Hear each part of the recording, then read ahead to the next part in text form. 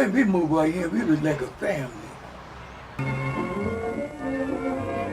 The Carver Village development, also a 600 family unit project, is the largest individually owned Negro housing project in the world. They were small now. They were small, just like you see some of them. They never did nothing to it, you know.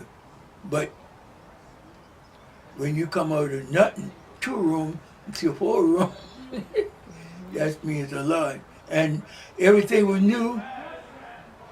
The 2-bedroom homes with modern electric kitchens and beautifully appointed baths are designed for livability, comfort, and permanency. These fine additions to Savannah's rapidly spreading residential areas will contribute their share to ease the difficult housing accommodations existing among her Negro population. On Saturday, everybody out there cutting grass or cutting hedges, you know. You didn't see no grass grow up, no house run down. Everybody, it was a pride that we had in these little houses. Oh yes, every Saturday, everybody doing a little something to the house. Music playing, grills going. Yeah. Music. Well, yeah, you not barbecue now. We used to have more fire. We didn't used to have no much barbecue, but you had them cookouts, you know, like cook dinners. Yeah.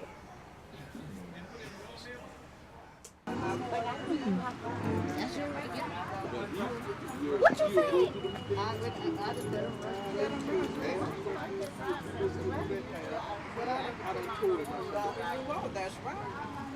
Okay. When he talks about the grand opening for the village, you know, and all those things were gathered mostly.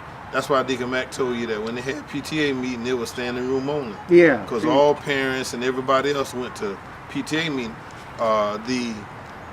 The movement to raise the $500 to put the fence around the playground on Bowden Street, that started at PTA meeting. So the school has always had a connection, and that was why it was important for us to save the school.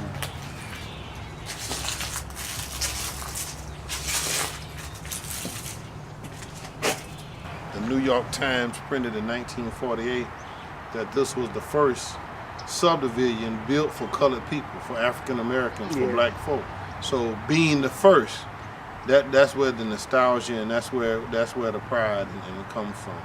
You know, this being the first, and so, you know, we've still got 2 of the original owners of property and 2 of the original cast that brought Carver Village from its beginning up until 2016.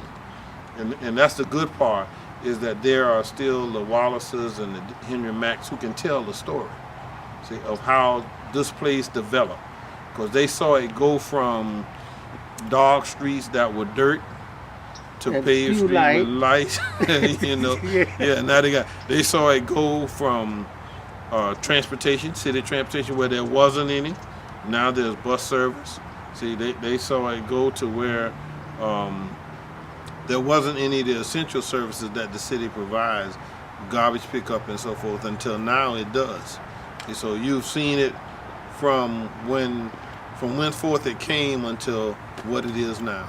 And that's the real joy of having these things. So see, while we got Wallace and Deacon Mack here, they can tell the story that the rest of us have to hear from them. But we've got eyewitness account and living witness account of the history of Carver Village.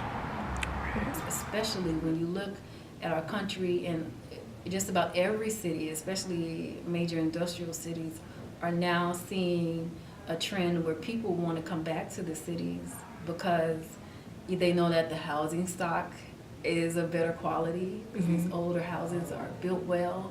They know that they'll be closer to jobs, public transportation.